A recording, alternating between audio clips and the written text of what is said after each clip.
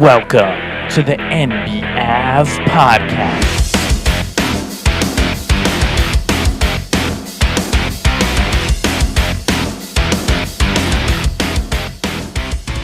Welcome back to NBAV, the NBA Avenue podcast. We'll get right into a quick 20 minutes here, starting with the Houston Rockets.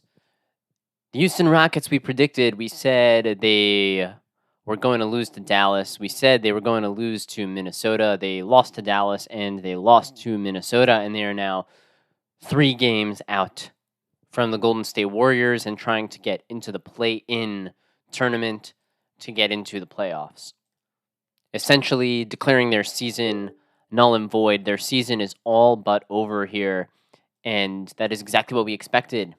You cannot just play poorly for most of the year.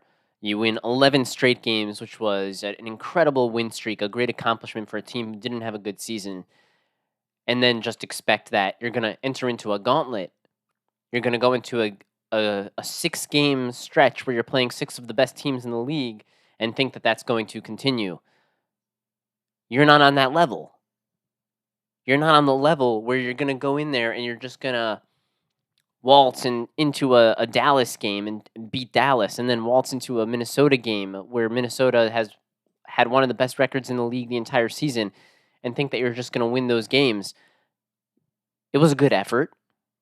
Particularly the effort against Minnesota was better than the effort against Dallas, where Dallas just demolished you. But now you can be happy with Jalen Green. I suppose you could try to be happy about some of the other players, Cam Whitmore, etc. But ultimately, you're not going to have anything to look forward to. You guys are 3 games out now. You're 3 games out, and there aren't very many games left. Your record on the season right now is 38-37. You've played 75 games. There's 7 games to go, and you are 3 out. So you're going to need to win. Out of those 7 games, you're going to have to try to win all of them, because if you win all of them and Golden State goes 4-3 in their games, that you're still tied with them. I'm not sure who is the tiebreaker, but basically it's all done. The Warriors have won 5 in a row, and you've now lost 2 in a row. And it's not like things are about to get any easier for Houston either. Things are not. We knew that Houston was going into this tough stretch. It was pretty easy to see. It was plain as day. And next you have the one chance, I guess, the silver lining is the Warriors are playing the Rockets. But the Rockets aren't going to win this game. The Warriors are going to win. The Rockets don't have that constitution. The Warriors know that they've got to win this. They've got to put it away. And that's what's going to happen. The Warriors are going to beat the Rockets in this game. It's very hard to imagine the Rockets winning this, especially now that they're not their hot streaking selves anymore. And Fred VanVleet has this uncanny ability to knock in three-pointer after three-pointer at the end of these ball games and pull them close. And it's unbelievable the way that he does this, and he's been doing it ever since he won that finals back in Toronto with Kawhi Leonard. That's what he was doing back then. And there were some games where Lowry got hot early and it was hitting three-pointers, and then it was VanVleet late. And they were both really, really incredible in that series. VanVleet has shown this clutch gene. And he's making good money now on Houston, and he deserves every penny, and he shows you why. And this is why he was brought to this team, and this is why he's the veteran. This is why he's a leader. But unfortunately for Houston, it's going to be the 1-2-3 Cancun. They're not going to be amounting to very much. Let's look at all the games that we had from last night. You had the Bucks losing to the Wizards, as the Bucks have turned this season into just we're just going to have to get to the playoffs and see what happens. They're one of the most astounding 2 seeds in the sense that they're not so impressive. They're 12 games back of the 1 seed. So it's not like they are viewed as the top, but then again, they are kind of still right there. But it's more of the same. It's the same sort of thing as a Phoenix, where you have the roster with the talent to win a championship, and you just haven't put the consistent product in the regular season on the floor, where your team hasn't played the way that they should because they just don't feel like they have to. But at least in the case of Milwaukee, you're in a 2 seed. If you compare that to the case of the Phoenix Suns, they're in a 7 or an 8 seed, and they're just trying to. They're currently in 8. They're tied for 7-8 with Sacramento, tied at the same record, 44-31, with 7 games to go. And Sacramento and Phoenix are playing these super tough schedules, and Sacramento has a lot of injuries now to worry about. And so there you have the Phoenix Suns right there, but at least for the Milwaukee Bucks, you're at the 2 seed. That's not the case for the Phoenix Suns. Phoenix is at 8. And even if they get in front of Sacramento and they get to 7, they still have to get in front of the Pelicans, who are a game ahead of them. And time is ticking because there's only 7 games to go in this 82-game NBA season. It's really gone quite quickly since the All-Star break, and it's just literally only 7 games to go. It's really incredible that the season's almost over, and the playoffs, well, starting with the play-ins, are almost here. The Lakers got another easy victory, and they're a game and a half up on the Warriors still. It looks like that 9-10 matchup is happening. Not much movement's going to really happen. The Rockets tried to make it exciting and failed. The Warriors have been where they've been for a long time. The Lakers have been where they've been 9 for a long time. And then the Suns are a game and a half up there. So probably not a chance for the Lakers to catch them, even though the Suns and the Sacramento Kings have very tough schedules. The Miami Heat, they beat the Knicks by 10. Scary Terry was as scary as he could possibly be. He was just unbelievable. The 3 he hit at the end of the ball game. He has these games where it's like the playoff games from last season. It's really incredible just how well he fits the mold for this kind of player who can get hot in a game. Not every game, but maybe 2 out of every 3, maybe 2 out of every 4, maybe 1 out of every 3. But if every third game Terry Rozier in the playoffs throws up a game like this, and then Jimmy Butler wins a couple of the other ones, they're going to be a tough out. And that's exactly why they brought Terry Rozier here. They got Kevin Love back, and Kevin Love immediately played very well. You know exactly what he's going to give you. He's going to give you some timely three-point shots. He's going to give you good rebounding, and he's going to give you the outlet passing and of course, the veteran leadership of the team. And he just steps right back in. It's seamless. So where the Knicks are still depleted, the Heat getting a little healthier, and the Heat are still somehow within striking distance of still only a half a game back of the Indiana Pacers, despite all of the games that they've squandered and the Heat a million opportunities to get into the 6th seed and they haven't taken it. They still have a small chance of getting it.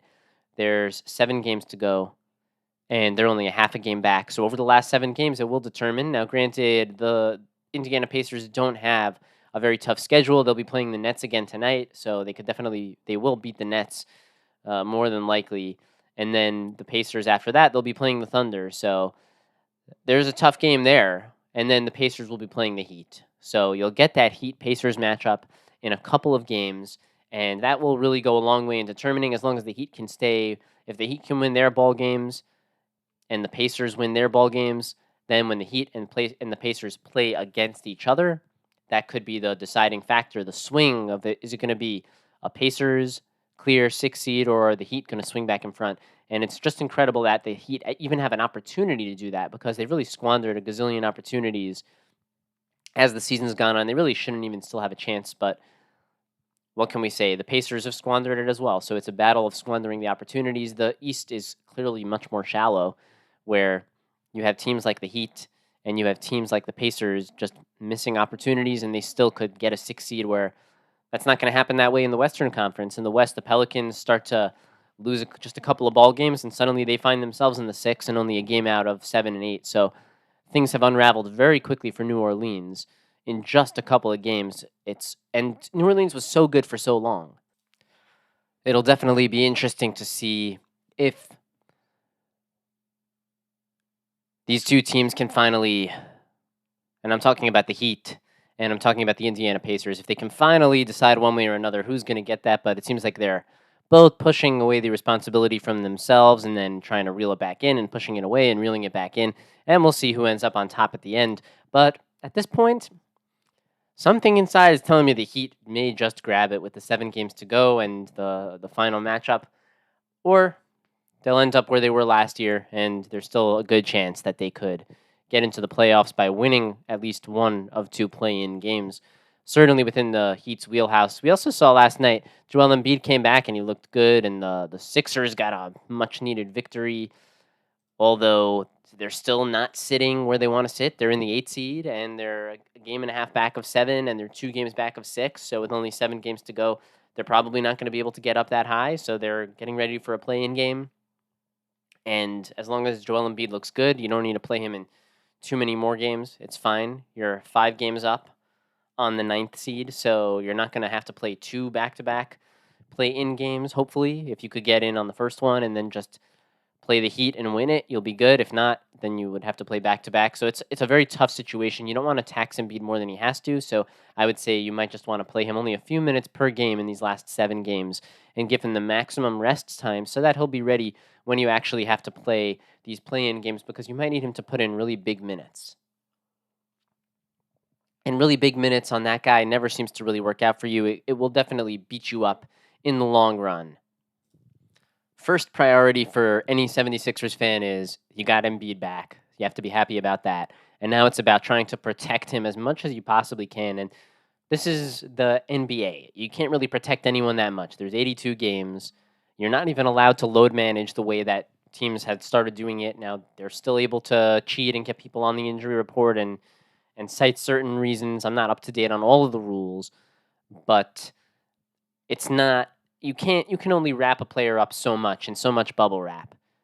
And regardless of how much rest Embiid gets, he's still going to have to play series and series of games if they want to win an NBA championship, which they're not going to win.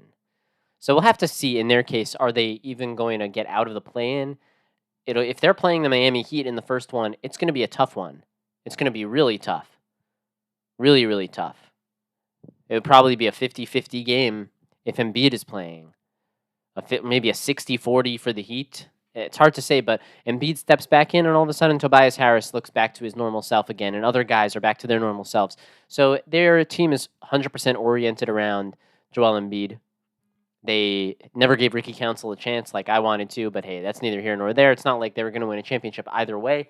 They needed Embiid back to at least give them hope. And is it false hope? Yeah, probably. It certainly is false hope, but hey, at least the fans can try and give it one last hurrah with Embiid over there before they start to panic and think if Tyrese Maxey is going to leave them and go elsewhere. But that probably isn't going to happen either. So, what other games did we have happening last night? You had, of course, the Timberwolves beating the Rockets, which we already discussed. There was a good game with the Spurs and the Nuggets. The Nuggets showing who's boss and getting the victory. The Cavaliers beating the Jazz pretty soundly. That's always a good way of getting back into the win column, is just facing the Utah Jazz. The Jazz, ever since the trade deadline, have been a virtually automatic loss, and the Cavaliers certainly need to get things going in the right direction again heading into the playoffs, just so that they can feel like they are the team that they are in the 3 seed or wherever they end up, maybe in the 4 seed. They need to just figure things out. So any game that they win, that's a step in the right direction, especially if they win by 26 points like they did last night. But then again, hey, it was the Utah Jazz, and the Utah Jazz can't win anything. So I wouldn't give too much stock to that. And then we had the game that's really the most worth talking about, which is the Warriors beating the Mavericks. And the Warriors and Mavericks game, this was going exactly like we wanted it to go, where Warriors had a bit of a lead. Mavericks fought back. Mavericks tied it up late. And this game is looking like a real classic coming down to the wire. And it was capped off, and everyone's going to remember this game by the way Draymond Green finished off the game, blocking Daniel Gafford and also ripping the ball away from the Mavericks and coming up with it and sealing the game there, icing it. The Warriors didn't struggle to score there at the end, but it was more, the Dallas is typically not a team that struggles to score either, and they kept on coming back into the game. Kyrie hit a timely 3, but eventually it became too much, too little, too late, as the Warriors got the stops that they needed. Gafford was really good. He is super imposing, and Dallas, you don't win every single game. That's just the way things are in the NBA. They understand it. They know it. They would have liked to win, especially because the Clippers lost, and that would have given Dallas an opportunity to move even further up in the standings. It's really incredible when you go on these big win streaks like Dallas has been going on, just how much ground you can cover. We've talked about it all season long. starting with when the Suns went on a big win streak at the beginning of the year and they flew up the standings, and then you saw Cleveland fly up the standings with their win streaks, a couple of big ones earlier in the year as well. And now you see Dallas with their massive push after the All-Star break. They are in 4, they're in 5, and had they won last night, they would have only been one game, game and a half back from the Los Angeles Clippers. So it was a really good opportunity for Dallas, but this doesn't really matter. Dallas is fine in the 5 seed. Frankly, they'd probably be okay in the 6 seed. It doesn't really matter to them. They just don't want to have to play-in games. So Dallas in the 5 seed, if they would end up facing the Clippers in that 4-5 matchup, they'd be thrilled. Dallas would love that. Dallas is going to wipe the floor with the Clippers. The Dallas is a much more athletic team at this point. The Clippers are going to try to put the put the kibosh on Luka Doncic by putting Kawhi Leonard on him. If that's the way they try to go about it, it's not going to work. And Kawhi Leonard and Paul George and James Harden, they're not going to be willing to dive on the floor the way these Mavericks are. And they're going to have a real tough time contending with Daniel Gafford. I don't know if Zubac is going to be able to do that. That's going to be a very tough matchup. Dallas, I feel very strongly, could just totally run over the Clippers and beat them in 5 games. I really, really can see that as a distinct possibility, especially with how hot Dallas is right now. Yeah, they lost a game to a very experienced, very strong, talented Warriors team who's having a very rough year, but they're healthier now. And the Warriors got a win that they needed because they were trying to say, hey, the Rockets, we're about to play you, and now no matter what happens, we're still probably good. Even if we lose, we'll still be 2 games up with only 6 games to go. So we win 4 of the last 6, we'll probably be okay. And rightly so. That's the Warriors are a very experienced, very strong team, especially at this point in the year, and they know how to win these games, and they've won 5 straight. To speak to exactly what I'm saying about them right now, they've won 5 in a row, and it's just classic Warriors basketball here at the end of the season, but it's going to be tough for them to win play-in game number 1 against the Lakers, and then play-in game number 2 against either the Suns or the Kings. Going to be real tough. Real tough. And then in the last game of the night, the Kings did get a victory against the Clippers, who are floundering. So you can go get excited about another double-double for Sabonis. I choose to not get too excited about it and say, thank you for winning a ball game. Because mostly what the NBA is about, it's about winning games. It's not about getting consecutive double-doubles. That's really not very important. So coming up tonight, let's run through these games real quickly. You have the Lakers with another gimme matchup against the Washington Wizards. Then you have a snooze fest where the Blazers and the Hornets are going to waste their time by playing each other. Then you have the Pacers, who are going to play the Brooklyn Nets in another super gimme matchup for the Pacers. They just beat the Nets. They're going to beat the Nets again, and they're going to continue to just squat on the 6th seed and not allow the Miami Heat to take it right now. The Hawks are going to stay hot. They're playing the Pistons. So another great opportunity for the Hawks to keep playing good basketball behind DeJounte Murray. Then you'll have the Thunder and the Celtics. The Thunder have dropped a bunch of games recently, so I think that the Celtics are catching them at the right time. The Celtics are trying to right the ship. They had a couple of tough losses to the Hawks. So the Celtics, I think, are going to come up with the win at home. They usually do win at home, but especially right now with the timing of the Thunder not playing as great as they have been, I think the Celtics are poised to get this victory here. Then you have the Grizzlies, who are going to face the Bucks. I would say the Bucks should win, but honestly, who knows with the Bucks right now? They just lost last night, so maybe they'll get the win tonight as they continue going win-loss, and confusing everybody as we enter into the playoffs. The Magic and the Pelicans are going to have a rematch. They played each other maybe 4 or 5 games ago. I believe the Magic won the last one. I think the Magic fought back the entire game and ended up getting the victory. Let's check up on that. Let's see what happened in the last time the Orlando Magic faced off against the Pelicans. Yeah, they played against 6 games ago. It was Pelicans versus Magic. I believe the Pelicans went up a lot early, and then the Magic clawed back the entire game, and they ended up winning by 15 when it all came down to it. I assume something along those lines can happen again. This game is in New Orleans, so I guess they have that working to their advantage, but Pelicans haven't been playing well right now. and the Magic have been playing a little bit better. A little bit better. They've been going with the Suggs direction. Suggs has been he was really the guard who was their main guard as they were winning most of their ball games, and that's kind of how you have to play most of the minutes through Suggs there at the guard position. He's the guy who consistently makes plays, and you're like, wow, that was actually a much better play than I thought that guy can make. And he also is timely. He comes up with timely baskets at the end of games that they really need. So he's very important to that team at this point in time until they can maybe get a real bona fide number one guard there. So you have a good matchup there. The Magic, in my opinion, they're going to be able to win this game on the road, even though Franz Wagner is struggling right now. We'll see. If this might be a good opportunity for him to get back on track against the Pelicans team that's kind of starting to fall. We'll really learn a lot about this Willie Green coached Pelicans team based on how they play tonight. They're really in need of a victory to stop the fall and try not to fall into a play-in game. So very important matchup here for the Pelicans trying to get a rematch victory against the Magic and get some revenge. The Timberwolves get an easy one. They'll face the Raptors, who have lost, 13 games in a row at this point? It's just a total debacle down there in Toronto. They really don't care. They're tanking it to try and get a good draft pick. At this point, that can be the only way to look at it. Or just say they don't have enough talent to win anything. So Timberwolves against the Raptors, and then the Suns will play the Cavaliers. A good matchup now for the Suns because they're in the gauntlet, but the Cavaliers are not that tough matchup as they were for the entire season. At this point, Cavaliers are just an average matchup at best. So a real good opportunity for the Suns to actually get a game that's not the toughest of tough, which has been the case over the last couple where they've played the Thunder and they played the Nuggets, and now they get one against the Cavaliers. So I'm going to head out. We're going to be heading to Chase Field for some Arizona Diamondbacks against the New York Yankees. They're in town for the first time in the last 5 years, and they're not going to be here for the rest of the year, so it's a good opportunity to catch them in town today.